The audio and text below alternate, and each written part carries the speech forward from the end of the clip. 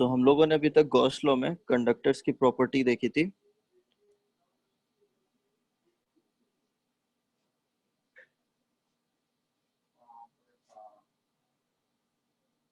Properties of conductor हमने आखिरी में क्लास में यहाँ तक कंक्लूड किया हुआ था। इससे जरा सा हम लोग अभी आगे बढ़ेंगे। तो प्रॉपर्टीज ऑफ अ कंडक्टर में हमने ये देखा था कि charge resides on the surface of the conductor. Charge resides on the surface of the conductor।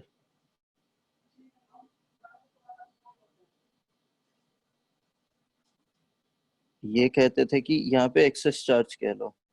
तो कंडक्टर हमने इसका आर्गुमेंट क्या दिया था कि रीजन ये है ड्यूरिंग अगर सर स्क्रीन नहीं दिख रहा है। स्क्रीन नहीं दिख रहा है। अच्छा,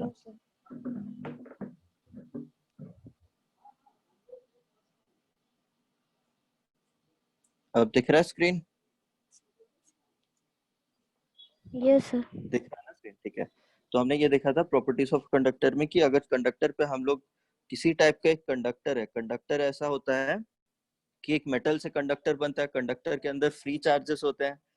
तो अगर जब इलेक्ट्रोस्टैटिक इक्विलिब्रियम की बात आती है, इलेक्ट्रोस्टैटिक इक्विलिब्रियम मतलब मैंने अभी मानो कि इस कंडक्टर पे चार्ज दे दिया, एक्स्ट्रा चार्ज, एक्सेस चार्ज मैंने इस कंडक्टर पे दे दिया, सप्लाई किया हुआ है एक्सेस चार्ज। तो ये चार्ज क्या होगा, इस कंडक्टर के वॉल्यूम में कहीं जाके बसेगा नहीं। होता क्या है कि कंडक्टर के सरफेस पे जाके, ये इसके सरफेस पे जाके रिसाइड करता है। कितना भी हम इस पे एक्सेस चार्ज दे देते हैं, वो इसके सरफेस पे जाके रिसाइड करता है, इसके कंडक्टर के अंदर वॉल्यूम पे नहीं जाएगा। क्यों नहीं जाएगा? अगर मान लो कि कंडक्टर के अंदर पे चार्ज चला गया तो फिर कंडक्टर में चार्जेस फ्रीली फ्लो करते हैं। तो जो भी एक्सेस चार्ज देंगे उनके बीच में म्यूचुअल रिपल्शन होगा।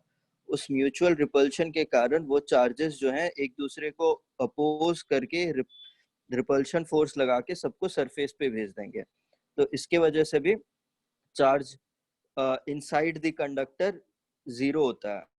और हम लोग गॉस लॉ से भी ये देखे थे कि मानो कि अगर हमने कंडक्टर के अंदर एक गॉसियन सरफेस दे दिया है, कंडक्टर के गॉस लॉ से हमें ये पता चला था कि electric field inside a conductor is zero. Electric field inside a conductor is zero. तो क्योंकि electric field inside a conductor is zero, तो हम ये कहते हैं कि charge inside the conductor is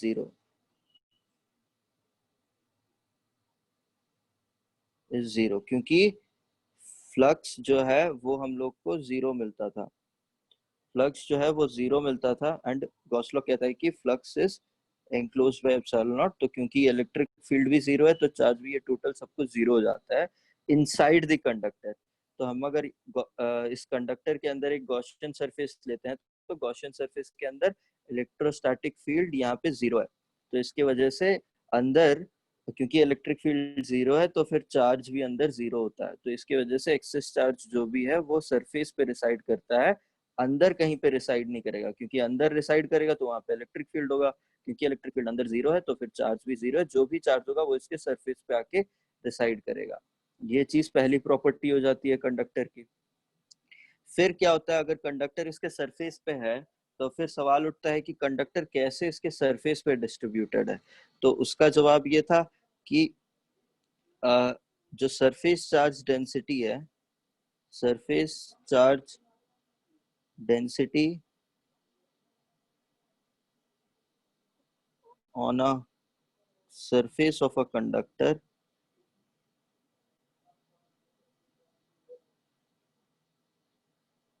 is inversely proportional to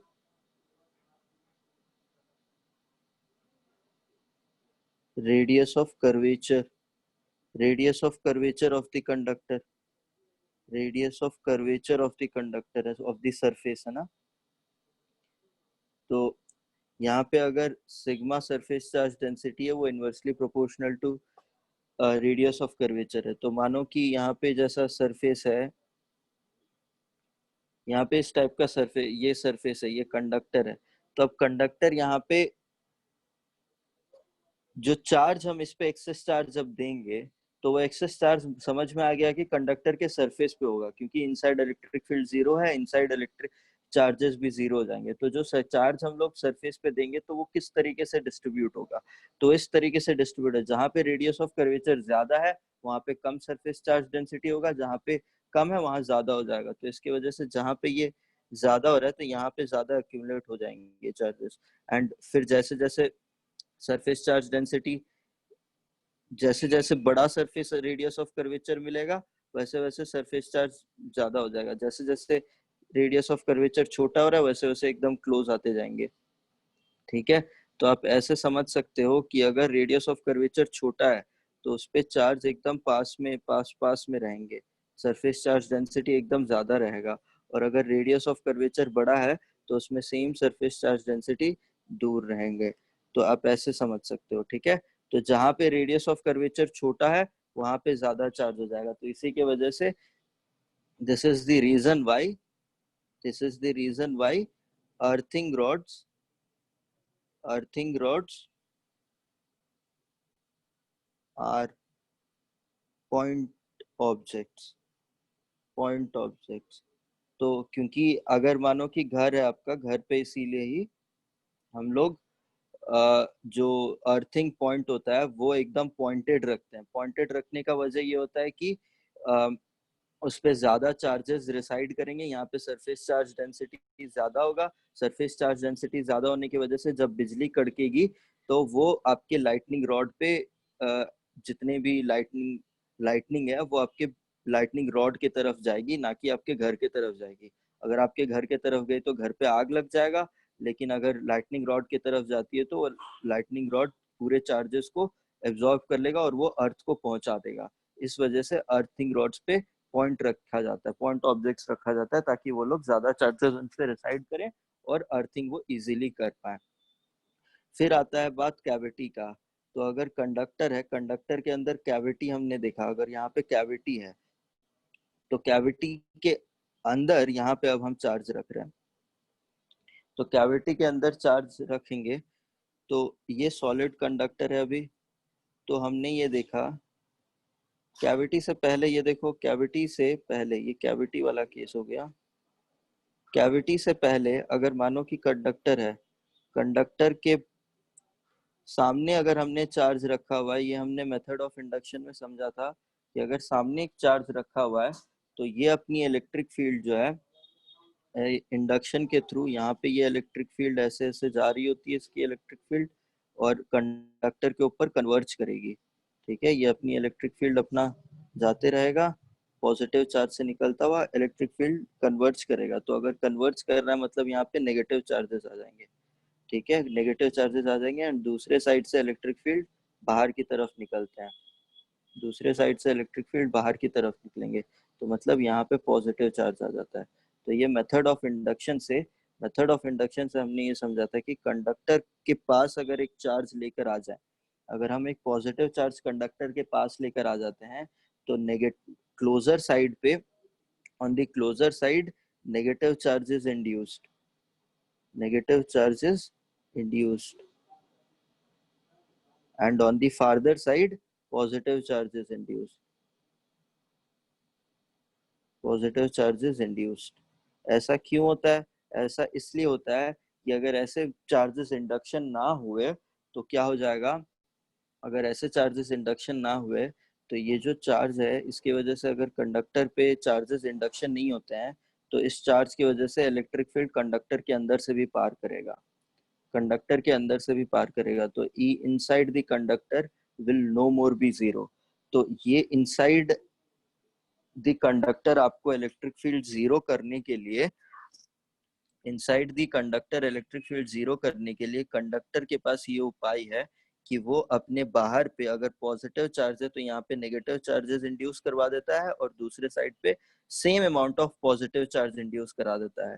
तो यहाँ पे जितना मानो कि ये क्यू आई चार्ज इंड्यूस हुआ है तो यहाँ पे same amount of positive Q I charge induce होगा। तो net charge on the conductor अभी भी जीरो है, net charge on the conductor अभी भी जीरो है। that means conductor still is neutral. That means conductor is neutral still, but इस तरीके से उस पे चार्ज, उसके सरफेसेस पे चार्ज इस तरीके से इंड्यूस हो जाएंगे ताकि कंडक्टर के अंदर जो है वो इलेक्ट्रिक फील्ड यहाँ पे जीरो हो। ठीक है, तो इस तरीके के ये जो यहाँ पे नेगेटिव चार्ज है, यहाँ पे जितना पॉजिटिव चार्ज होगा ये दोनों बराबर होंगे एक दूसरे को, बट इस तरीके से इंड्यूस होंगे कि कंडक्टर के अंदर इलेक्ट्रिक फील्ड जीरो होगा। ठीक है, सेम चीज हो जाता है अगर आप एक कंडक्टर को एक्सटर्नल इलेक्ट्रिक फील्ड में हम लोग रख देते हैं, तो एक्सटर्नल इलेक्ट्रिक फील्ड में भी अगर हमने रख दिया तो उसके कारण भी उस कंडक्टर पे, ये कंडक्टर है तो उसके कारण भी कंडक्टर में यहाँ पे नेगेटिव चार्ज, क्योंकि इस डायरेक्शन से इस डायरेक्शन पे जा रहा है इलेक्ट्रिक फील्ड, तो ऐसा हो जाएगा कि कंडक्टर पे इलेक्ट्रिक फील्ड लाइंस कन्वर्ज कर रहे होंगे और फिर जो दूसरे साइड से इलेक्ट्रिक फील्ड लाइंस इमर्ज कर रहे होंगे। समझ में आ रहा है आपको? एंड बाकी जगह पर ऐसा इसलिए हो रहा है क्योंकि इनसाइड द कंडक्टर आपको इलेक्ट्रिक फील्ड जीरो चाहिए होता है, ये उपाय है। ठीक है, क्योंकि कंडक्टर के अंदर इलेक्ट्रिक फील्ड जीरो होना चाहिए, कंडक्टर के अंदर इलेक्ट्रिक फील्ड जीरो होना चाहिए, इस वजह से ये पूरा का पूरा उपाय कंडक्टर लगा रहा है अपने पे। ठीक है, थोड़ा सा समझो, 1 मिनट दो मेरे को, फैन चला दे।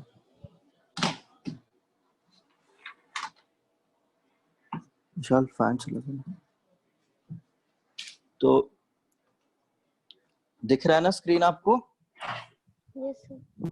हाँ, तो इसके बाद अगर हम कैविटी पे आते हैं, तो अगर कैविटी है अंदर, कैविटी का मतलब ये कि कैविटी का मतलब समझ रहे हो ना, अंदर खोखलापना है। ये क्या है? ये खोखला है, यहाँ पे खोखला है, कैविटी का मतलब खोखला है यहाँ पे। तो इसके अंदर यहाँ पे कुछ भी वॉल्यूम में कोई मैटर ही नहीं है। तब अगर यहाँ पे मैं चार्ज ला के रख रहा हूँ तो क्या होगा? तो उसके अकॉर्डिंगली देखो, अब क्योंकि अब हमने कैविटी के अंदर चार्ज ला के रख दिया, तो ये क्या हो जाएगा कि अपना चार्ज, अपना इलेक्ट्रिक फील्ड ऐसा रेडियली प्रोड्यूस कर रहा होगा। ठीक है, तो फिर क्या हो रहा है? फिर वही चीज हो जा रहा है जैसे कि यहाँ पे हमने कंडक्टर के बाहर जब हम चार्ज ला के रख रहे थे तब भी क्या हो रहा था? कंडक्टर के अंदर से इलेक्ट्रिक फील्ड लाइन जा रहा था। तो इसको कंडक्टर के अंदर इलेक्ट्रिक फील्ड जाने की वजह से ये चीज कंडक्टर को पसंद नहीं थी। तो इसके वजह से कंडक्टर ने क्या करा? अपने सरफेस पे चार्ज इंड्यूस करवा दिया ताकि उसके अंदर इलेक्ट्रिक फील्ड जीरो हो। तो वही चीज यहाँ पे भी वही चीज होने वाली है। कैविटी के अंदर अगर मैं चार्ज ला के रख दूं, फिर क्या हो रहा है? कंडक्टर के अंदर electric field inside not equal to zero आ रहा है। यही चीज वापस से कंडक्टर को ये चीज पसंद नहीं है, तो कंडक्टर क्या करेगा? फिर से कंडक्टर इसके लिए भी अपने सरफेस पे चार्ज इंड्यूस कर लेगा। तो कंडक्टर के पास सिर्फ एक ही उपाय है कि वो अपने सरफेस पे, क्योंकि कंडक्टर एक मेटल है, मेटल के पास क्या है? चार्जेस की तो मतलब कोई अभाव ही नहीं है उसके पास, अबंडेंस है चार्ज का। ठीक है, कंडक्टर के पास फ्री इलेक्ट्रॉन्स तो भरे पड़े हैं ना, तो वो कंडक्टर इसीलिए कहीं से भी चार्ज वो मूव करवा सकता है। ठीक है, तो इसीलिए वो क्या करेगा? कंडक्टर अपने अंदर इलेक्ट्रिक फील्ड को जीरो करने के लिए अपने सरफेस पे चार्ज इंड्यूस करवा लेगा। तो मानो कि फिर से यही कंडक्टर मैंने यहाँ ड्रॉ करा हुआ है, इसके अंदर यहाँ पे कैविटी हो गई, यहाँ पे हमने चार्ज लाके क्यू रखा हुआ है। तो क्या करेगा कंडक्टर? ऑफ कोर्स अब ये जो कैविटी के अंदर वाला चार्ज है उसे देखो, वो अपना इलेक्ट्रिक फील्ड ऐसे बाहर निकाल रहा होगा, वो अपना तो पॉजिटिव चार्ज है तो वो अपना इलेक्ट्रिक फील्ड ऐसे बाहर निकाल रहा होगा।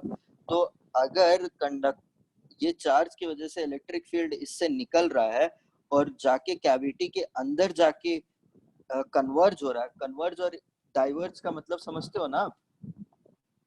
Yes sir. ठीक है, तो जो इलेक्ट्रिक फील्ड लाइन है वो चार्ज के पोजीशन से इमर्ज कर रहे हैं और कैविटी के सरफेस पे जाके कन्वर्ज कर रहे हैं। तो जहां पे कन्वर्ज कर रहे हैं वहां पे नेगेटिव चार्ज होगा, तो इसके वजह से कैविटी के सरफेस पे, यहाँ देखो कैविटी के सरफेस पे यहाँ पे नेगेटिव चार्ज आ जाएगा। ठीक है, कैविटी के सरफेस पे, इनर सरफेस पे। ठीक है, आउटर सरफेस पे नहीं, कैविटी के इनर सरफेस पे नेगेटिव चार्ज आ जाएगा। थोड़ा सा बेटर करते हैं, कैविटी के इनर सरफेस पे नेगेटिव चार्ज आ जाएगा।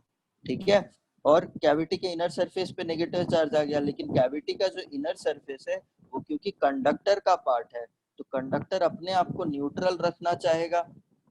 तो लेकिन कैविटी के अंदर चार्ज होने की वजह से कैविटी के सरफेस पे अब चार्ज आ गया है। अब वो कैविटी के सरफेस पे चार्ज आने की वजह से कैविटी को अब न्यूट्रल भी रखना है, तो वो क्या करेगा, अपने सरफेस पे, बाहर वाले सरफेस पे पॉजिटिव चार्ज इंड्यूस करवा देगा, बाहर वाले सरफेस पे पॉजिटिव चार्ज इंड्यूस करवा देगा।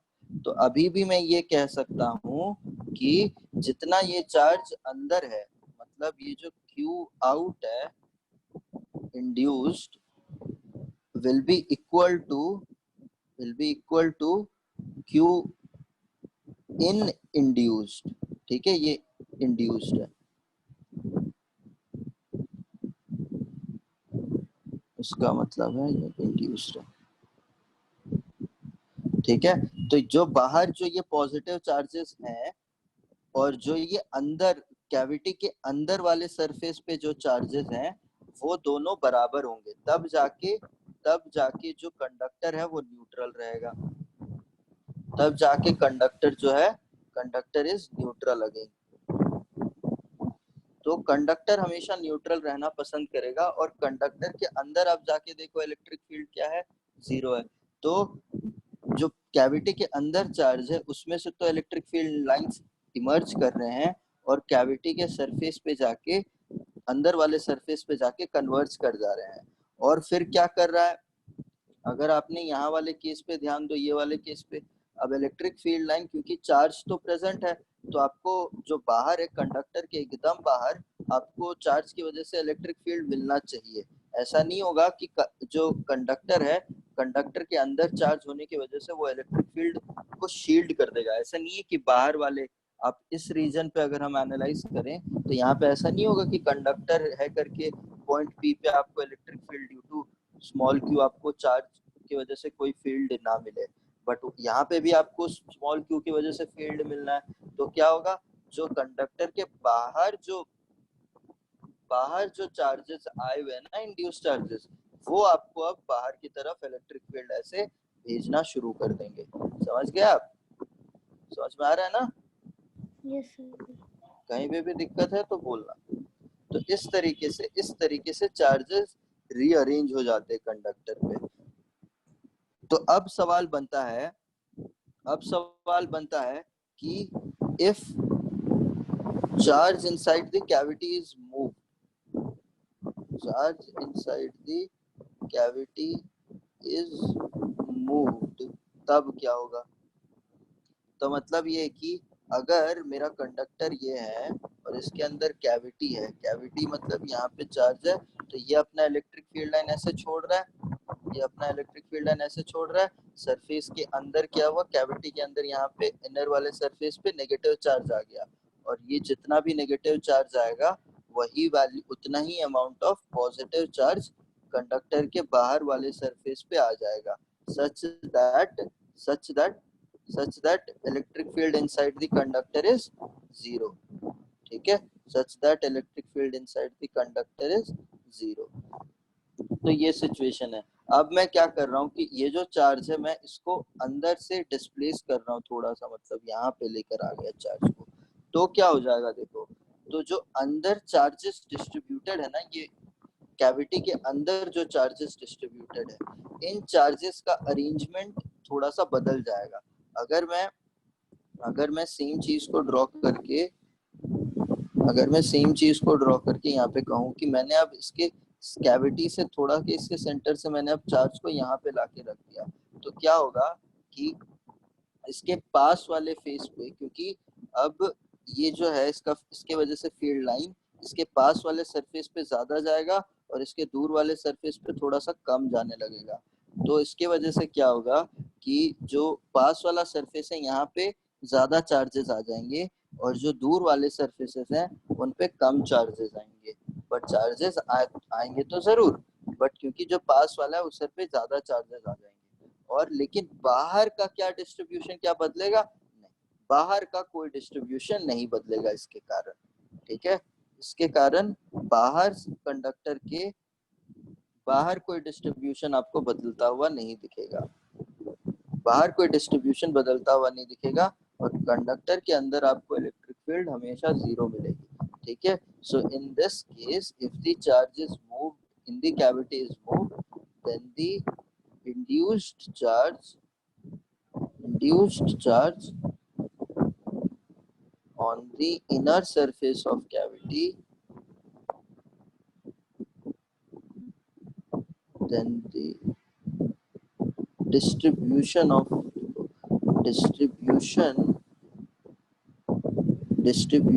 induced charge on the inner surface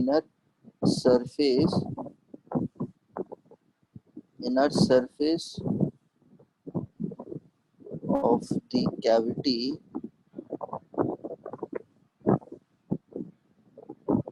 changes, but the distribution of the induced charges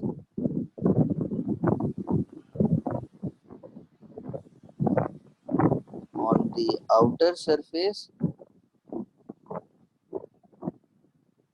of the conductor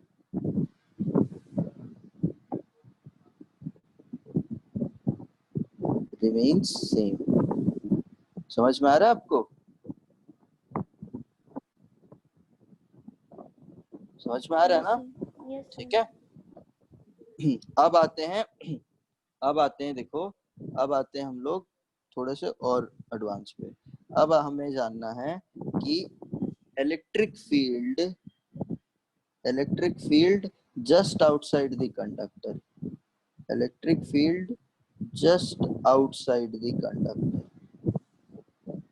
याद रखो ये सब चीजें, क्योंकि इन सब पे ना डायरेक्टली सवाल आते हैं आपके एग्जाम में, नीट वाले पेपर में। Electric field just outside the surface of the conductor, तो ये क्या है? Is sigma by epsilon not. देखते हैं कैसे। अभी देखो ये हमारा कंडक्टर है, ठीक है। कंडक्टर के अंदर क्या है? इलेक्ट्रिक फील्ड हमेशा जीरो होगी। अब इसके ऊपर मैंने मानो कि सिग्मा चार्ज डेंसिटी का सरफेस चार्ज डिस्ट्रीब्यूट कर दिया है, ठीक है। क्या किया? सिग्मा चार्ज डेंसिटी है, यहाँ पे सिग्मा चार्ज डेंसिटी मैंने डिस्ट्रीब्यूट कर दिया है। तो मैं क्या कर रहा हूँ, मैं अभी एक ऐसा गॉसियन सरफेस यहाँ पे चूज कर रहा हूँ। मानो कि मैंने इतना पार्ट अभी निकाल के यहाँ पे ड्रॉ कर रहा हूँ, ठीक है। बस इतना पार्ट यहाँ पे निकाल के ड्रॉ कर रहा हूँ। तो ये मानो कि इसके ऊपर अभी चार्ज रहेगा, ठीक है। और मैं यहाँ पे एक गॉसियन सरफेस ड्रॉ कर रहा हूँ, एक सिलेंड्रिकल गॉसियन सरफेस ड्रॉ कर रहा हूँ।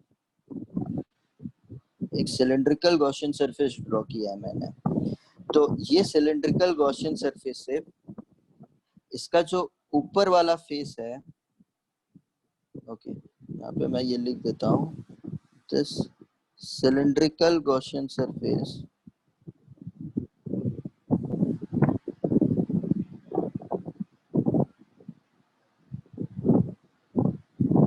passes through the surface of the conductor, ठीक है। अब देखो यहाँ पे दिलचस्प मामला, जो पॉजिटिव चार्ज है यहाँ पे, उसके वजह से इलेक्ट्रिक फील्ड आपको फॉरवर्ड डायरेक्शन में मिलेगा, ऐसे है या नहीं है, ठीक है। और यहाँ का एरिया वेक्टर आपको ऐसा मिलेगा, ठीक है। सिमिलरली आपको यहाँ पे अगर अंदर वाले सरफेस का अगर देखोगे तो यहाँ पे इलेक्ट्रिक फील्ड कितना है? जीरो है यहाँ पे, ठीक है। यहाँ पे इलेक्ट्रिक फील्ड इनसाइड दी कंडक्टर जीरो है, लेकिन इसका एरिया वेक्टर आपको ऐसा मिलेगा, सेम रहेगा। तो जो फ्लक्स इन है वो कितना है? फ्लक्स इन जीरो है। जो नीचे वाला फ्लक्स इन के जगह पर मैं ये कह दूं कि ये मेरा 2 सरफेस है, ये मेरा 1 सरफेस है, तो flux through 2 is zero since electric field inside is zero, and flux through 1 surface is EA, ठीक है। एंड अगर मैं इसका lateral surface area 3 कहूँ तो flux through 3 is also zero। अगर flux through 3 is not zero, this is zero because अगर मानो कि यहाँ पे भी आपको एक इलेक्ट्रिक फील्ड लाइन ऐसे मिलता, इफ आपको ऐसा इलेक्ट्रिक फील्ड लाइन मिलता, तो मुझे ये बताओ जो इस पे चार्ज है उस पे एक इलेक्ट्रिक फोर्स लगता या नहीं लगता ना, एक इलेक्ट्रिक फोर्स। ठीक है, अगर टेंजेंशियल एक इलेक्ट्रिक फील्ड लाइन होता तो वहां पे इस चार्ज पे एक इलेक्ट्रिक फोर्स लगता, तो चार्ज पे अगर इलेक्ट्रिक फोर्स लगता तो वो चार्ज मूव करने लगता। बट क्योंकि ये इलेक्ट्रोस्टैटिक इक्विलिब्रियम वाला केस है तो यहाँ पे चार्जेस मूव नहीं कर रहे हैं। यहाँ इलेक्ट्रोस्टैटिक्स में क्या है, इलेक्ट्रोस्टैटिक्स में चार्जेस आर एट रेस्ट ना, इलेक्ट्रोस्टैटिक्स मतलब चार्जेस आर एट रेस्ट। तो if phi 3 is not equal to 0, then there must be a tangential component of the electric field, tangential component of the electric field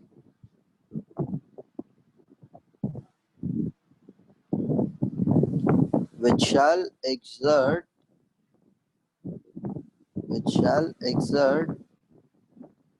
force on charges residing on the surface of the conductor, charges residing on the surface of the conductor.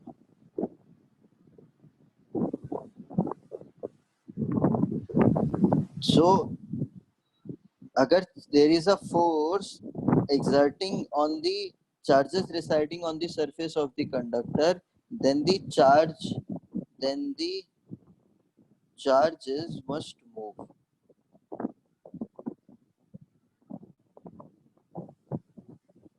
which is contradictory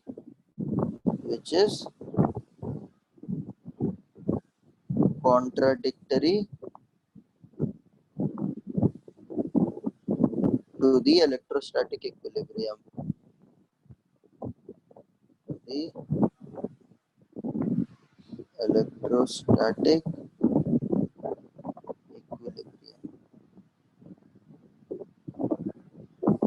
So इसके वजह से क्योंकि आपका ये contradictory है तो इसीलिए phi 3 zero है। phi 3 जीरो होने का मतलब है there is no tangential electric field, there is no tangential electric field।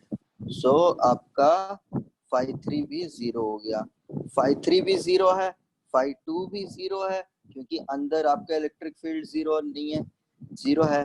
तो इसके वजह से बचता है आपका सिर्फ phi 1 जो कि आपका अपर सरफेस में से निकल रहा है, यहाँ से जो आपका निकल रहा है। तो phi 1 अब गॉस लॉ क्या कहता है, Gauss law is net phi is equals to charge enclosed by epsilon naught. ये गॉस लॉ कहता है नेट phi क्या है यहाँ पे, phi 1 plus phi 2 plus phi 3 and कितना चार्ज एनक्लोज कर रहा है ये गॉसियन सरफेस, ये गॉसियन सरफेस इतना चार्ज एनक्लोज कर रहा है जितना इसका एरिया है multiplied by the charge density, multiplied by charge density. ये आपका phi 1 जीरो है, phi 1 जीरो तो नहीं है यहाँ जैसे कहा हुआ, phi 2 जीरो है, phi 3 जीरो है एंड phi 1 क्या है, ई ए के बराबर है तो ये sigma A by epsilon naught. तो आपको यहाँ पे मिलता है electric field due to a conductor is sigma by epsilon naught and direction क्या है, directed normal to the surface of the conductor. समझ में आया आपको? Yes sir. तो यहाँ पे आपको एक कंडक्टर की वजह से कंडक्टर के सरफेस पे चाहे आप कैसा भी कंडक्टर ले लो, तो वहाँ पे आपको एकदम नॉर्मल ऐसे एकदम जहाँ पे भी जैसा भी सरफेस होगा एकदम उसको नॉर्मल आपको इलेक्ट्रिक फील्ड मिलेगा, एकदम नॉर्मल आपको इलेक्ट्रिक फील्ड मिलेगा। ठीक है, एकदम नॉर्मल।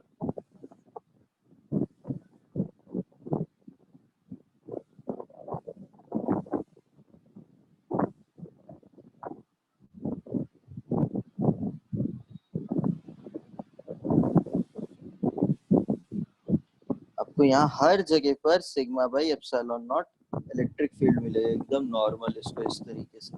ठीक है, ये चीज हो गया। और ये कुछ कंडक्टर्स के प्रॉपर्टी हो गई। ठीक है, कैविटी पे हमने देख लिया था, बाकी सब तो देख ही लिया। ठीक है, तब हम इससे आगे बढ़ते हैं। इससे अब आगे बढ़ते हैं। इससे हम आगे बढ़ेंगे तो हमें क्या पता चले। चलो अब हम देखते हैं प्लेट्स के बारे में। प्लेट्स पे अगर हम चार्ज देते हैं तो क्या होता है। तो देखो, ये कंडक्टिंग प्लेट है। ठीक है, कैसा प्लेट है ये? कंडक्टिंग प्लेट है।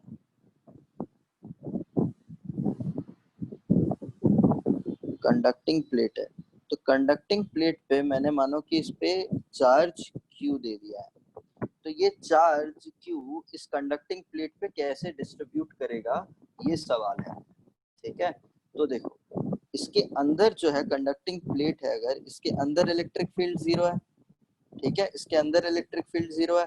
और आपको ये पता है ड्यू टू अ शीट, कभी भी अगर मानो कि यहाँ पे अगर सिग्मा चार्ज डेंसिटी है तो उससे कहीं पे भी दूर हमें अगर इलेक्ट्रिक फील्ड पता करना होता है तो यहाँ पे इलेक्ट्रिक फील्ड कितना डिस्टेंस पे थोड़ी ना डिपेंड करता है। क्या हो जाता है, सिग्मा बाई 2 एप्सिलॉन नॉट का आपको मिलता है वैल्यू। ठीक है, सिमिलरली अगर यहाँ पे जाओगे तो आपको same value sigma by 2 epsilon not का मिलेगा। अगर पॉजिटिव चार्ज है तो ये आपको डायरेक्शन अवे हो जाएगा, और अगर यहाँ पे नेगेटिव चार्ज होता है, माइनस सिग्मा अगर होता है, तो ये टुवर्ड्स इटसेल्फ हो जाता है। तो अगर यहाँ पे इस पे मैंने कैपिटल क्यू दे दिया है चार्ज, तो वो इस तरीके से डिस्ट्रीब्यूट करेगा कि यहाँ पे Q/2 आ जाएगा और यहाँ पे Q/2 आ जाएगा। ठीक है, तो अगर यहाँ का सरफेस एरिया A है, यहाँ का सरफेस एरिया A है, तो इस कंडक्टर के बाहर आपको क्या इलेक्ट्रिक फील्ड पता था? जस्ट बाहर सिग्मा बाई एप्सिलॉन नॉट का, सिग्मा बाई एप्सिलॉन नॉट का। तो सिग्मा यहाँ पे कितना है? Q/2A का। ठीक है, एंड अगर सिग्मा बाई एप्सिलॉन, ये पूरा का पूरा total is the sigma charge जो मैं यहाँ पे कह रहा हूँ, तो ये total sigma by 2 epsilon not हो जाता है। ठीक है, तो इसलिए हम कहेंगे, सबको हटाओ, सबको हटाओ, और हम कहेंगे कि अगर हमने यहाँ पे चार्ज Q दिया हुआ है, तो चार्ज Q दिया हुआ है तो आधा चार्ज आधा चार्ज लेफ्ट वाले सरफेस पे बटेगा और आधा चार्ज दूसरे राइट वाले सरफेस पे बढ़ जाएगा। तो अब क्वेश्चन आता है कि मानो कि मैंने दूसरा प्लेट यहाँ पे लाके रख दिया हुआ है, तब क्या हो जाएगा? दूसरा प्लेट अब मैं यहाँ पे लाके बी प्लेट रख रहा हूँ। ये मेरा ए प्लेट है, ये मेरा ए प्लेट है, ये मेरा बी प्लेट है। तो बी प्लेट के अंदर भी कंडक्टिंग प्लेट है, तो बी प्लेट के अंदर भी इलेक्ट्रिक फील्ड जीरो होना है। तो अब मुझे ये जानना है कि मैंने सिर्फ अब charge positive Q A plate को दिया हुआ है, मुझे अब जानना है कि बी प्लेट में क्या हो जाएगा। तो देखो, अगर मैं बी प्लेट के अंदर कोई पॉइंट लूं, तो मुझे तो ये समझ में आ गया है कि अगर मैं ए प्लेट पे चार्ज कैपिटल क्यू दे दूं, तो लेफ्ट वाले फेस पे Q/2 एप्सिलॉन नॉट, राइट वाले फेस पे Q/2 चार्ज आधा आधा इधर उधर बढ़ जा रहा है। तो अगर सेम चीज इस शीट की वजह से, अगर ये वाला फेस है, ये राइट वाला फेस जहाँ पे मेरे को प्लस Q/2 चार्ज है, उसकी वजह से मैं यहाँ पे पॉइंट P पे इलेक्ट्रिक फील्ड देखूं, तो मुझे कितना मिलेगा? Q/2A एप्सिलॉन नॉट, अगर इसका सरफेस एरिया A है तो। सिमिलरली जो यहाँ पे चार्ज है इस फेस पे, वो भी प्लस Q/2 है, तो वहां पे भी आपको, इसके वजह से भी यहाँ पे आपको इलेक्ट्रिक फील्ड क्या मिलेगा? Plus Q/2A epsilon naught. ठीक है, तो आपको net electric field inside the plate B आपको यहाँ पे Q/A एप्सिलॉन नॉट मिल रहा है, जो कि नहीं होना चाहिए, नहीं होना चाहिए। तो ये जो बी प्लेट है, ये बी प्लेट इस तरीके से अपने सरफेस पे चार्ज इंड्यूस करवाएगा ताकि उसके अंदर इलेक्ट्रिक फील्ड, इतने इलेक्ट्रिक फील्ड को एटलीस्ट बैलेंस कर पाए। तो देखो मामला कैसे बनता है। अगर अगर यहाँ पे अगर मैं यहाँ पे कहूँ कि -q/2 एप्सिलॉन नॉट यहाँ पे आ जाता है और +q/2 एप्सिलॉन नॉट यहाँ पे आ जाता है, तो देखो net net charge on B कितना है? नेट चार्ज ऑन बी कितना हो जाएगा? q/2 epsilon not. नहीं, नेट चार्ज बताओ ना। लेफ्ट फेस पे -q/2 है, हाँ। राइट प्लेट पे +q/2 है, तो नेट कितना हो गया यहाँ पे? 0। ठीक है, नेट 0 है यहाँ पे। Net charge on B plate 0 है, तो बी प्लेट मेरा अभी भी न्यूट्रल है। न्यूट्रल ही होना चाहिए क्योंकि इस पे तो मैंने कोई चार्ज दिया हुआ नहीं है, ये तो हमेशा न्यूट्रल ही रहेगा। बट क्या हुआ कि पॉजिटिव प्लेट, ए प्लेट का राइट प्लेट की वजह से यहाँ पे कुछ चार्ज इंड्यूस हो गया जो कि नेगेटिव चार्ज था, एंड इस इंडक्शन को अपोज करने के लिए दूसरे वाले प्लेट पे भी पॉजिटिव चार्ज आ गया। अब इस पे ये तो न्यूट्रल हो गया क्योंकि इस पे तो चार्ज 0 ही था, ये तो न्यूट्रल ही चाहिए था हम लोगों को। अब हम पी पॉइंट पे फिर से इलेक्ट्रिक फील्ड कैलकुलेट करते हैं। देखो अगर हम पी पॉइंट को यहाँ पे बना रहे हैं, देखो तो मेरे इस वाले फेस के लिए आपको q/2 एप्सिलॉन नॉट इधर मिला, 2a एप्सिलॉन नॉट। सिमिलरली फिर इस चार्ज के लिए आपको यहाँ पे और एक फील्ड मिलेगा which will be +q/2a epsilon naught. ठीक है, फिर ये वाला प्लेट पे जो चार्ज आया है उसके वजह से इस पॉइंट पे हमने इस पॉइंट को इन्वेस्टिगेट कर रहे हैं। ठीक है, इस पॉइंट को इन्वेस्टिगेट कर रहे हैं, तो मेरा चार्ज जो है वो यहाँ पे है। ठीक है, तो वो फोर्स अपना इधर लगाएगा। सिमिलरली जो नेगेटिव चार्ज वाला प्लेट इस पे है, तो वो भी नेगेटिव चार्ज है, तो फोर्स अपना इधर लगाएगा। तो देखो एकदम बैलेंस करता हुआ q/2 एप्सिलॉन नॉट एंड और एक q/2 एप्सिलॉन नॉट मेरे को मिल गया एट पॉइंट पी। ये वाला पॉइंट मैं यहाँ पे बता रहा हूँ। ठीक है, तो देखो इस पॉइंट पी के राइट साइड जितना इलेक्ट्रिक फील्ड लग रहा है, लेफ्ट साइड भी उतना ही इलेक्ट्रिक फील्ड लग रहा है। अब जाके इलेक्ट्रिक फील्ड एट पॉइंट भी 0 हो गया। समझ में आया आपको? दोबारा बताऊं क्या? नो सर, समझ गया। ठीक है, तो यहाँ पे हम ये दो चीज कमेंट कर सकते हैं कि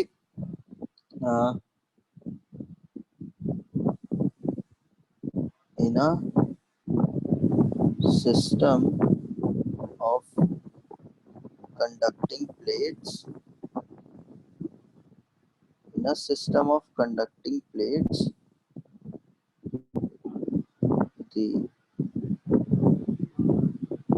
net charge given to the plates are equally distributed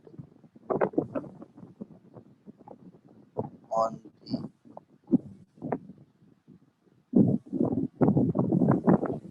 outer surfaces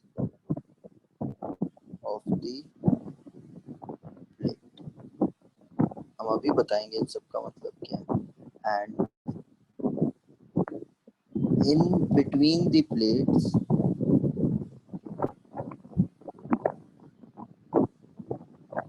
the charges are of opposite nature but equal in magnitude। हम अभी देखते हैं। पहला पॉइंट देखो, पहला पॉइंट है कि कह रहा है कि net charge given to the plate is equally distributed on the outer surfaces of the plate. तो मेरा यहाँ पे जो प्लेट था, ये एक प्लेट है ए और ये दूसरा प्लेट है बी। तो मैंने स्टार्टिंग में क्या कहा था कि ये कैपिटल क्यू मैंने चार्ज नेट चार्ज दिया हुआ है। दूसरे प्लेट पे तो मैंने कोई चार्ज नहीं दिया था। जो दूसरे प्लेट पे ये दोनों चार्ज आए हुए हैं, ये दोनों चार्ज इंडक्शन की वजह से आए हुए हैं। बट मैंने नेट चार्ज कितना सिर्फ पहले वाले प्लेट को दिया था, दूसरे वाले प्लेट को मैंने बस ला के यहाँ पे रख दिया था, तो मैंने नेट चार्ज जो दिया हुआ है वो कैपिटल क्यू है। तो अब यहाँ पे दो फेस सरफेसेस को देखो, ये सरफेस और इधर वाला सरफेस, ठीक है, ये दोनों आउटर सरफेस है, ये दोनों प्लेट का, हाँ या ना बोलो, ये दोनों आउटर सरफेस है प्लेट का, है ना। Yes sir. तो देखो मैंने नेट चार्ज कैपिटल क्यू दिया हुआ है इसको, तो दोनों आउटर सरफेस पे कितना चार्ज है, देखो यहाँ पे कितना चार्ज है बताओ, plus Q by two, plus Q by two, plus Q by plus two. Q by two है।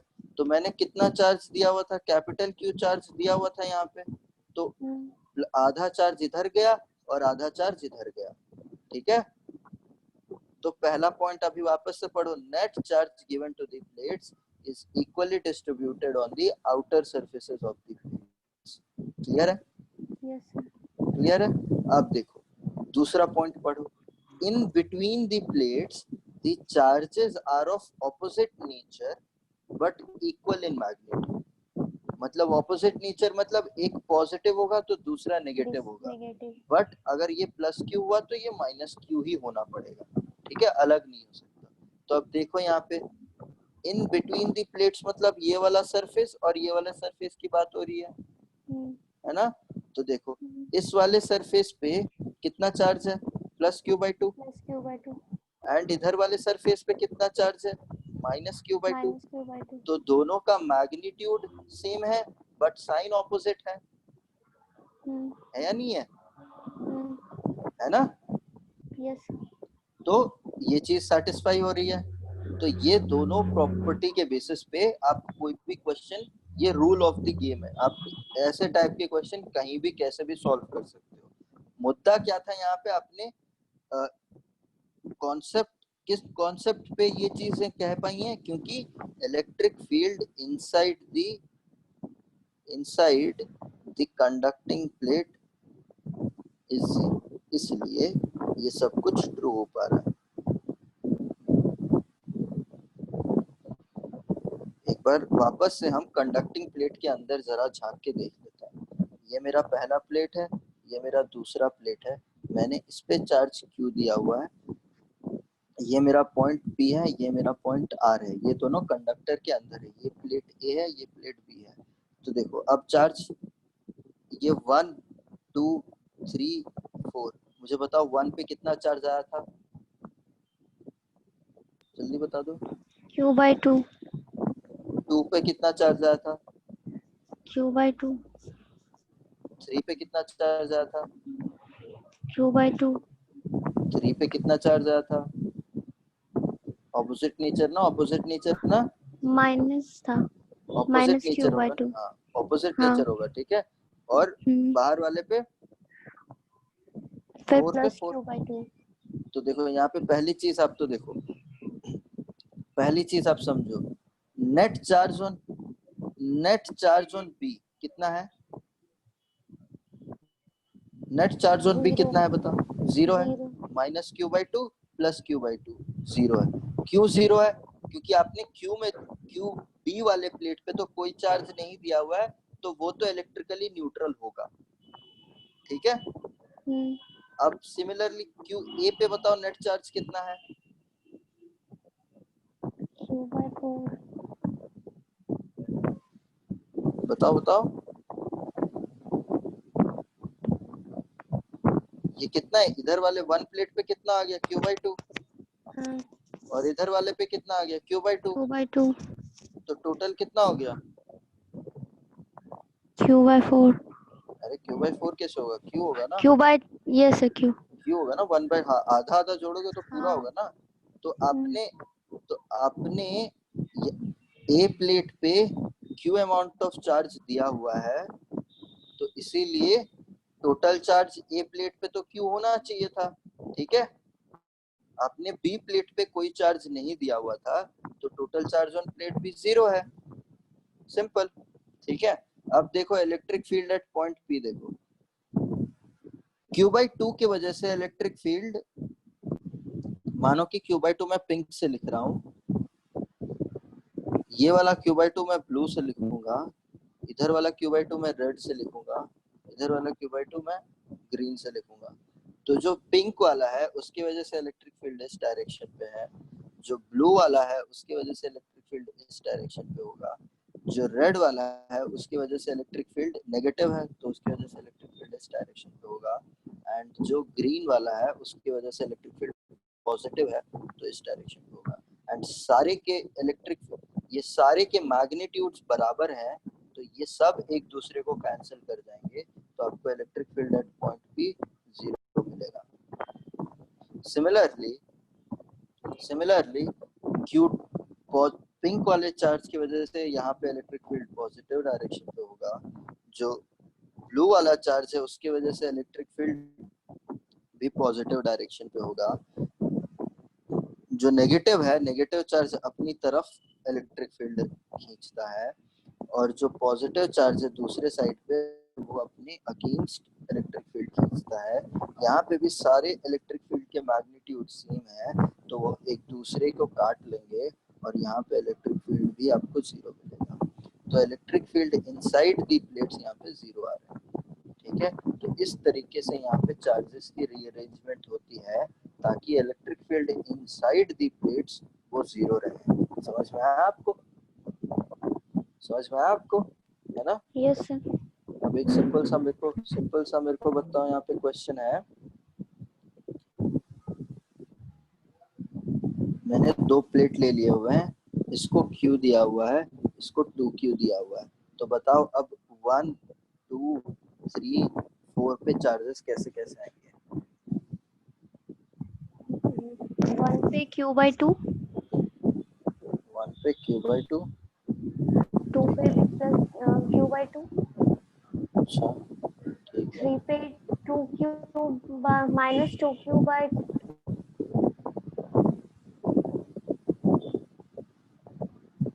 ये लग रहा था ना, ये कहोगे लग रहा था ना आपको, हैं? अब देख रहे हो गलती हो रहा है ना। Yes sir. एक तो जैसा आपने सोचा कि क्या करोगे, जितना चार्ज इस पे दिया हुआ है ए वाले प्लेट पे दे दिया, आधा इधर भेज दोगे और आधा इधर भेज दोगे, और फिर यहाँ पे 2Q दिया हुआ है तो आप आधा इधर भेज दोगे और आधा इधर भेज दोगे। लेकिन फिर आपने देखा कि यहाँ तो नेगेटिव नहीं हो रहा है ना, यही लगा ना आपको? यस तो देखो, तो आपने सिर्फ बातें आधी सुनी, मतलब देखो पूरा भी सुनो ना, पूरा देखो। दूसरा वाला तो स्टेटमेंट आपने पकड़ लिया, दूसरा वाला स्टेटमेंट था कि in between the plates charges are opposite nature but equal in magnitude. ये वाला तो आपने एकदम बराबर पकड़ा है, बट पहला वाला ढंग से पकड़ा नहीं। यहाँ पे कहा हुआ है कि net charge given to the plates are distributed equally on the outer surfaces of the plate. तो यहाँ पे मैं इन दोनों प्लेट को नेट चार्ज कितना दे रहा हूँ? कितना दे रहा हूँ? Q और 2Q। Q और 2Q दे रहा हूँ, तो ऐड करो ना, दो को ऐड करके कितना कहोगे? नेट चार्ज में कितना दे रहा हूँ? 3Q दे रहा हूँ ना, यस सर। 3Q दे रहा हूँ। तो अब वो स्टेटमेंट पढ़ो, स्टेटमेंट क्या कह रहा है? Net charge given to the plates are equally distributed on the outer surfaces of the plate. Outer surfaces of the plate कौन सा है? ये वाला है, ये दोनों outer surfaces of the plate है ना। तो आपने अभी नेट चार्ज इतना दिया हुआ है, और अगर इतने नेट चार्ज को इक्वली डिस्ट्रीब्यूट करना है ऑन द आउटर सरफेसेस, तो फिर कैसे डिस्ट्रीब्यूट करोगे? 3Q/2। हाँ, यहाँ पे 3Q/2 दे दो और यहाँ पे 3Q/2 दे दो, ठीक है? Yes sir. ठीक है ना? Yes sir. तो ये आपने पहला वाला कंडीशन जो था वो सेटिस्फाई कर दिया। फिर दूसरा वाला कंडीशन कहता है कि जो अंदर वाले प्लेट्स हैं, इन बिटवीन द प्लेट्स आपको कैसा, आपको इक्वल एंड ऑपोजिट मैग्नीट्यूड वाला चार्जेस मिलेंगे, है ना। तो अब मैंने ये ए प्लेट मानो, ये बी प्लेट मानो, मैंने ए प्लेट पे नेट चार्ज कितना दिया हुआ है? ए प्लेट पे नेट चार्ज कितना दिया हुआ है? बताओ बताओ, घबराओ मत। हाँ, ए पे नेट चार्ज हाँ बताओ बताओ, घबराओ। क्यों दिया हुआ है? तो आपने 3Q/2 तो इधर भेज दिया, तो बचा कितना? बचा कितना? 3Q। अरे बचेगा कितना? अगर मानो कि अगर मानो कि यहाँ पे Q1 है और यहाँ पे Q2 है, तो जो जितना चार्ज है यहाँ पे QA पे, वो Q1 प्लस Q2 होना चाहिए। आपको क्या पता है? QA पे नेट चार्ज कैपिटल Q है और Q1 कितना है? 3Q/2 है। तो Q2 कितना हो जाएगा? Q minus 3Q/2। 3Q। अरे Q माइनस 3Q/2 करोगे ना तो Q/2 होगा। Yes sir. Minus minus yes sir, Q/2 समझ होगा। गया। ठीक है, माइनस Q/2 होगा। ठीक है ना? तो यहाँ पे कितना आएगा? -Q/2। तो आप इंट्यूटिवली बोल सकते हो, तो ऑपोजिट वाले पे जिसके Q3 कितना हो जाना चाहिए? Q/2 हो जाना चाहिए। 2/2। हाँ। Q/2 हो जाना चाहिए।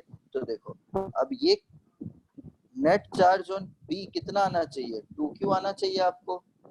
ठीक है, तो इधर वाला और इधर वाला ऐड करके आपको 2Q आना चाहिए ना। देखो आ रहा है नहीं आ रहा है? Q/2 और 3Q/2 को ऐड करो, देखो कितना आ रहा है। 2Q। आ रहा है नहीं आ रहा? Yes sir. आ गया आंसर। तो आप कहोगे कि आपके लेफ्ट मोस्ट पे 3Q/2 है, उसके बाद -Q/2 है, उसके बाद Q/2 है, उसके बाद 3Q/2 है। सिंपल, बहुत ही आसान है ना? ठीक है ना? अब देखो, अब और एक क्वेश्चन करो सिमिलरली। ये आपने खुद करना है। अब मैं कह रहा हूँ कि यहाँ पे -Q दे रहा हूँ, यहाँ पे -4Q दे रहा हूँ। चलो 1 2 3 4 पे बताओ कितना आएगा? 1 पे 5Q/2 -5Q/2। हाँ हाँ, फिर फिर फिर 4 पे भी -5Q/2। हाँ, फिर फिर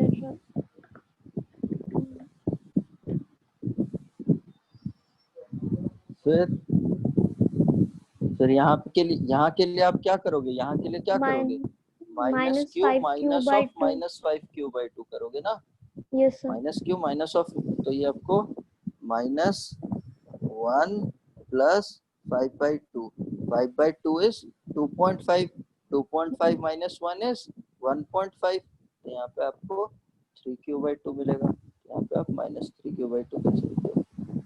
और देखो यहाँ पे 3Q/2 और -5Q/2 इन दोनों को ऐड करूंगा तो मुझे -4Q मिलेगा। ठीक है, यस सर। समझ में आया ना? हाँ। चलो अब थोड़ा सा और एक लेवल ऊपर।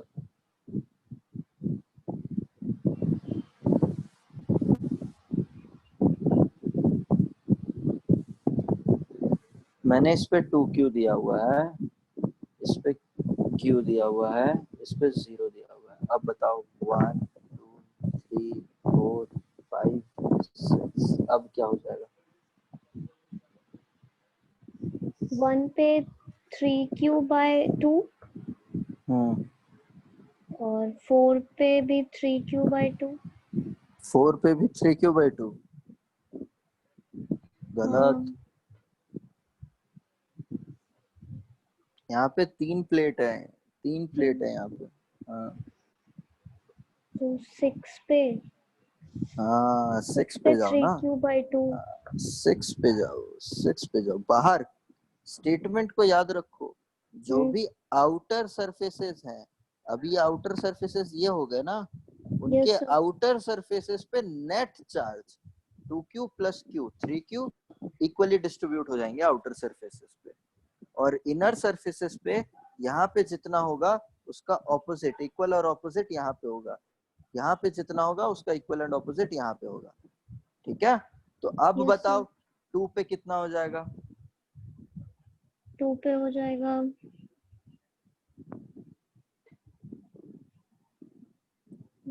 2Q।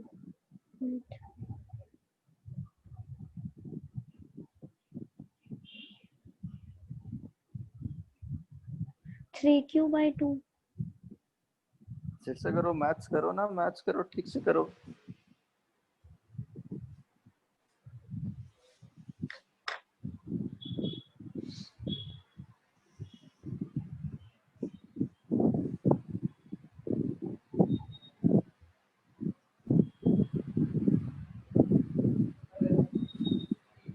0.5।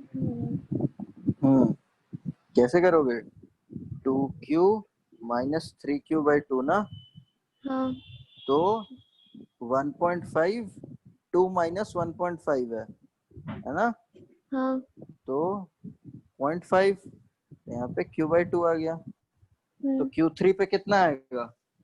-q/2 और q4 पे?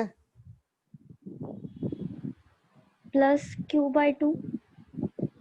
अरे आपको ये जो तीसरा बीच वाला प्लेट है ना, बीच वाले प्लेट पे आपको नेट क्यू रखना है, बीच वाले प्लेट पे आपको नेट क्यू रखना है।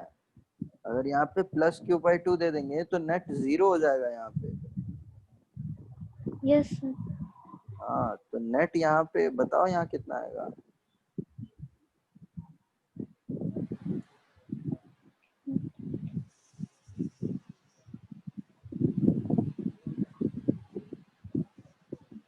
सोचो सोचो। q/2। अरे q/2 होगा तो नेट 0 हो जाएगा ना। अच्छा चलो, मुझे यहाँ पे बताओ कितना होगा?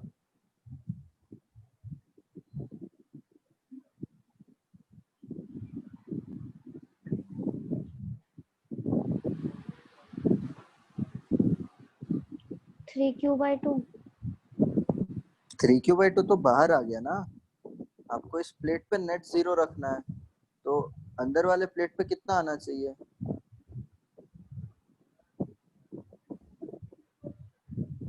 नेट 0 करना है मुझे इस प्लेट पे, नेट 0 करना है। 2q/2। अरे -3q/2 आएगा ना। -3 कैसे? कैसे?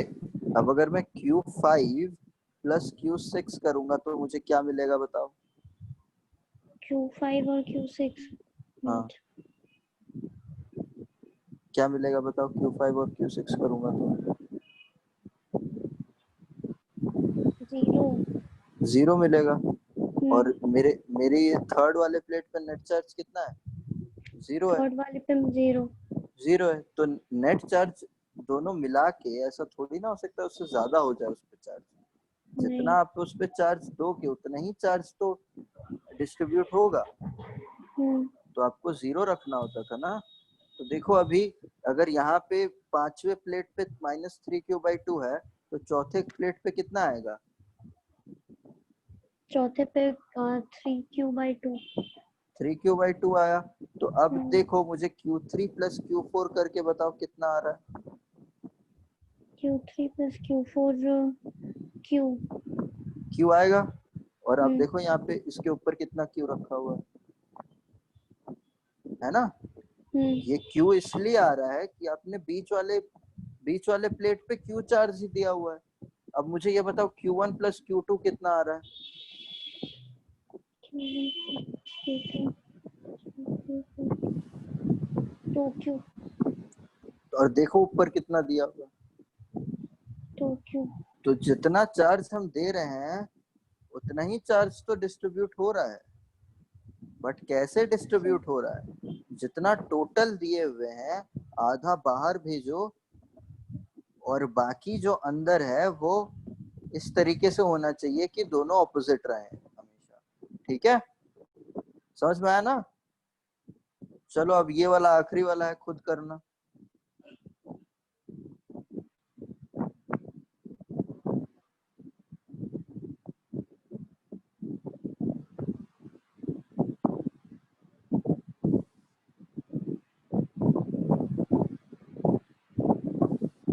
बताओ 1 2 3 4 5 6 कितना कितना आएगा?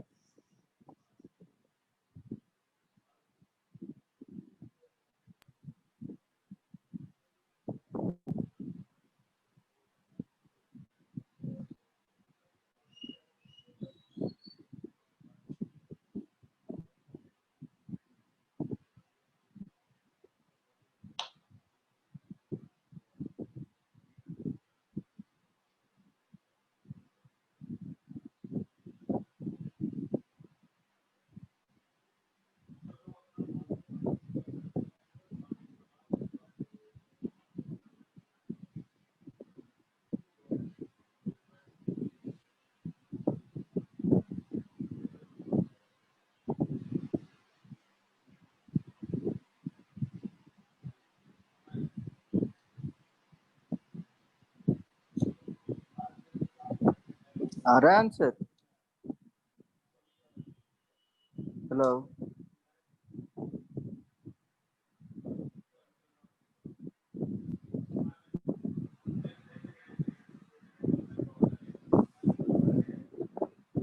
Hello Kalpana. Hello. Hello. Hello.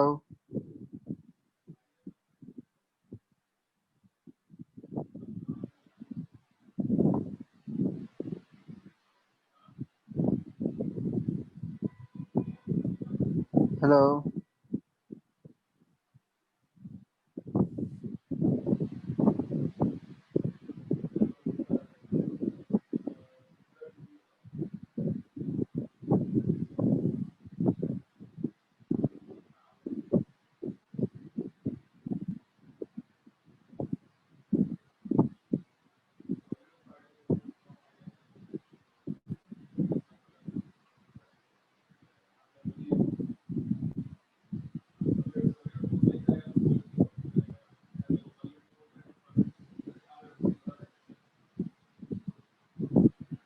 Hello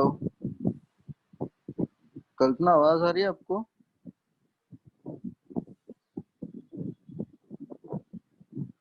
hello.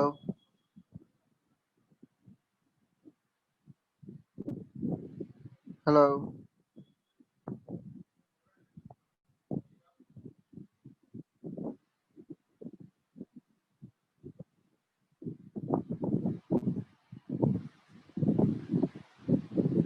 Hello.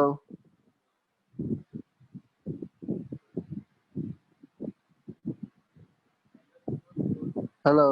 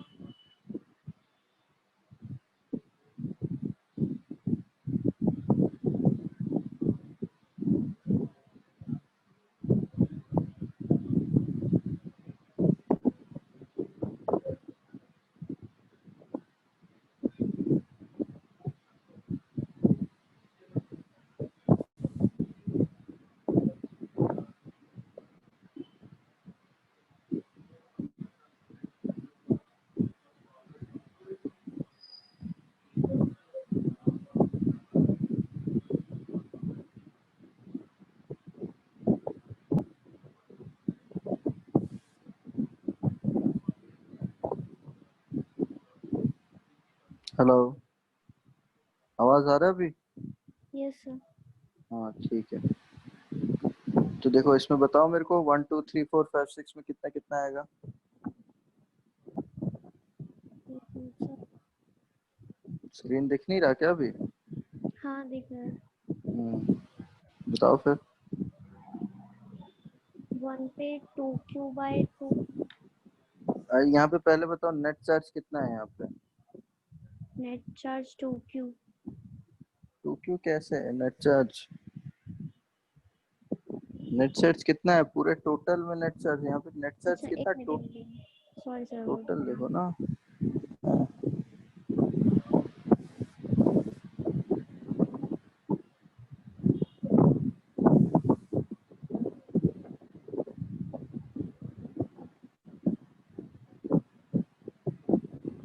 2Q। हम्म कितना है नेट चार्ज?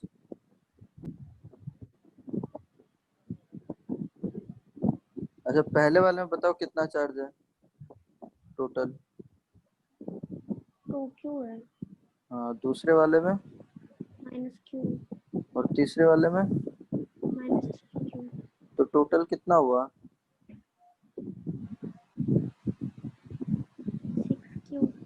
6q कैसे हो जाएगा? 2q माइनस q कितना हुआ? q Q q minus minus 3q कितना 3Q हो जाएगा?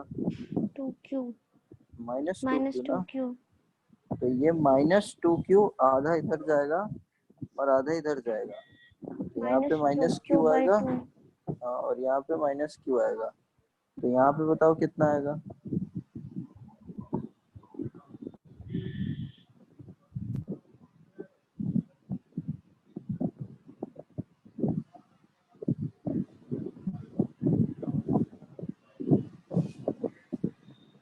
3Q by 2 कैसे करोगे? 3q बाई 2 क्यों हो जाएगा?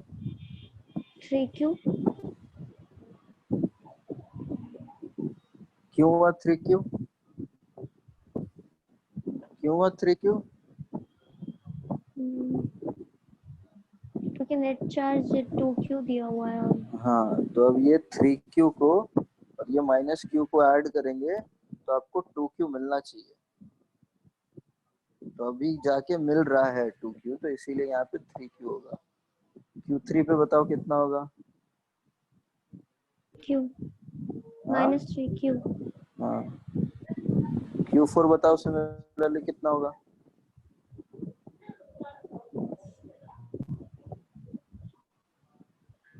4Q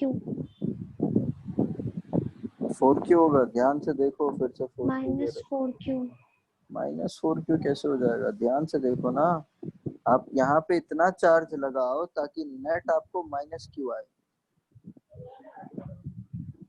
तो आप माइनस 3q में कितना ऐड करोगे तो आपको नेट माइनस क्यू मिलेगा?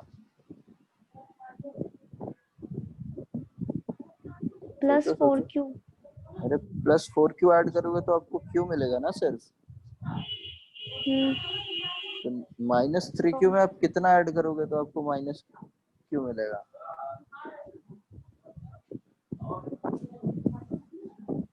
हम्म, 2q करोगे ना, yes sir माइनस 3q में 4Q 2q ऐड करो तो माइनस क्यू मिल गया, हाँ तो और q5 कितना हो जाएगा? minus 2Q और देखो Q5 और Q6 को ऐड करके देखो कितना मिल रहा है, माइनस 3Q मिल रहा है, नहीं मिल minus रहा? 3Q सिंपल है, आपको सिर्फ यहाँ पे एडिशन सब्ट्रैक्शन करना है और कुछ नहीं करना। समझ में आया ना कैसे करना है यहाँ पे? yes sir ठीक है, तो इसको आप आपके बुकलेट में देखना, इस पे और भी क्वेश्चंस हैं तो उन सबको क्वेश्चंस को आप सॉल्व कर लेना। नेक्स्ट क्लास में आओगे, यहाँ पे हम लोग क्लास खत्म कर रहे हैं, नेक्स्ट क्लास में आओगे तो हम लोग सेम चीज हम लोग कंसेंट्रिक सर्कल्स वाला क्वेश्चन सॉल्व करेंगे कि अगर यहाँ पे मैंने चार्ज दे दिया है तो वापस इनके अंदर और बाहर कितने चार्जेस रहेंगे, इसके अंदर और इनके बाहर कितने चार्जेस रहेंगे, ये वाले क्वेश्चंस देखेंगे। सेम लॉजिक है बट थोड़ा सा डिफरेंट अप्रोच है, ठीक है? तो यहाँ पे आप इसको थोड़ा प्रैक्टिस कर लेना, ढंग से समझ लेना। आज कंडक्टर के ऊपर सीखा है हमने, है ना? कंडक्टर के प्रॉपर्टीज सीख लिए। ये कंडक्टर के प्रॉपर्टीज जब वापस से पोटेंशियल वाला चैप्टर चालू होगा तब वापस से इन कंडक्टर प्रॉपर्टीज को एक बार वापस से देखा जाएगा, बट अभी तक के लिए तो इतना ही है। और ये दूसरा हो गया, प्लेट्स के ऊपर हमने देख लिया कि प्लेट के ऊपर चार्ज कैसे रिडिस्ट्रीब्यूट होते हैं, ठीक है? समझ में कोई डाउट? no sir ठीक है, क्लास को यहाँ समाप्त करते हैं, ठीक है? Thank you.